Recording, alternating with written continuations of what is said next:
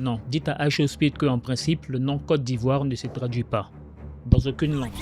Ivory Coast. Let's play football. J'ai même retrouvé le document officiel qui le démontre. Il date de 1985 et je te donne le lien dans la troisième partie de cette vidéo. Je sais que ton prof d'anglais, d'espagnol ou d'allemand ne t'en a jamais parlé. Mais en 1985, l'État ivoirien a officiellement demandé au monde entier d'arrêter de traduire son nom. Le monde entier a dit oui, puis a continué comme avant.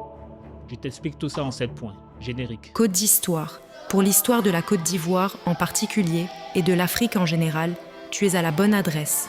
Côte d'Histoire, YouTube, TikTok, Facebook. Fait numéro 1. Ton pays, la Côte d'Ivoire, a un nom que personne n'a le droit de traduire officiellement. Depuis 1985, Côte d'Ivoire ne se dit ni Ivory Coast, ni Costa de Marfil et ne doit être traduit dans aucune autre langue. Seul le français est autorisé et doit être utilisé partout dans le monde. Alors les amis, quand je dis Ivory Coast, Elfenbeinküste, Costa de Marfil ou Costa d'Avorio, est-ce que je parle de 4 pays différents? Non, mais comment notre pays a-t-il essayé d'imposer tout ça à la planète entière? Fait numéro 2. La décision de figer le nom de la Côte d'Ivoire et de le rendre intraduisible ne vient pas d'une loi. Tout commence en octobre 1985.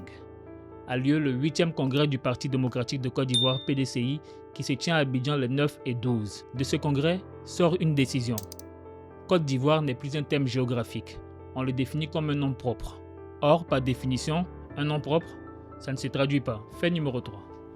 Les amis, j'ai retrouvé le document officiel par lequel la Côte d'Ivoire a demandé au monde entier d'arrêter de traduire son nom. C'est une lettre simple qui a tout déclenché à l'international. Et le 6 novembre 1985, Essi Amara, alors représentant permanent de la Côte d'Ivoire auprès des Nations Unies, dépose une note verbale au secrétaire général de l'ONU. Le message est clair.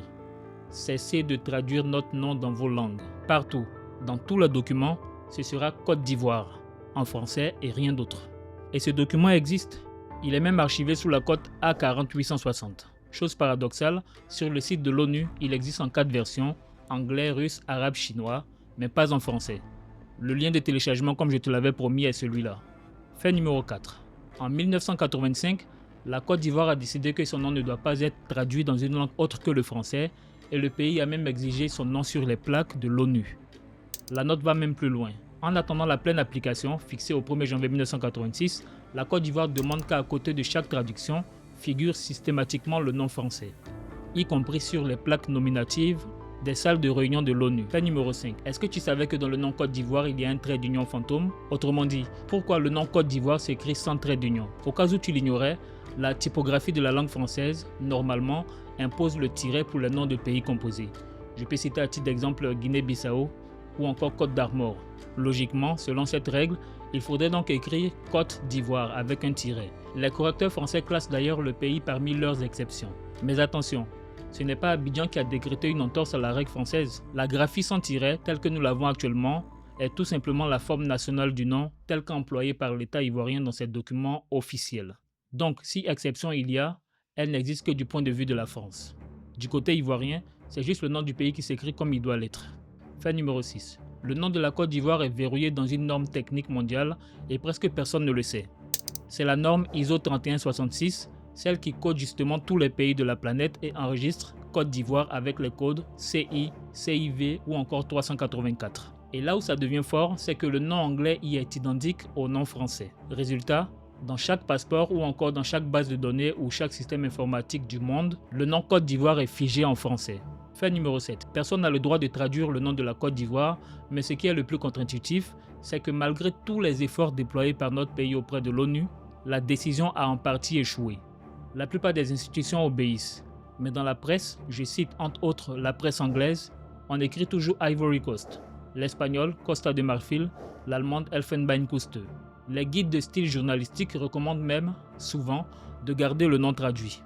Depuis 1985, le pays vit donc avec 2 noms, l'officiel qui est verrouillé dans les normes et le populaire que personne n'a abandonné. Normalement, personne n'a le droit de traduire le nom de la Côte d'Ivoire. Dans toutes les langues, ça devrait rester Côte d'Ivoire, point barre. À la réalité, l'idée n'est pas neuve.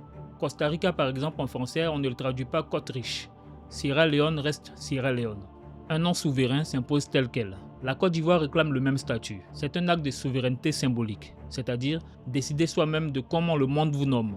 Je dis ça même si les plus anciens de mes abonnés savent que je n'aime pas trop le nom Côte d'Ivoire parce que justement, Je n'y vois aucune marque de souveraineté.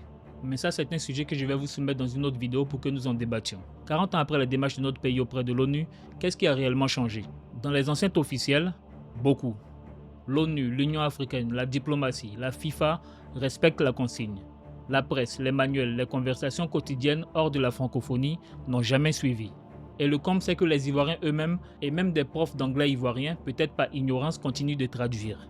De mémoire, je sais que de la 6e à la terminale, il y a 0 chapitre dans nos manuels Go for English à ce sujet. Et c'est un peu mon rôle, en symbiose avec les historiens, de vous rappeler cela. N'oubliez pas, c'est pour le futur que notre passé doit demeurer présent. À bientôt.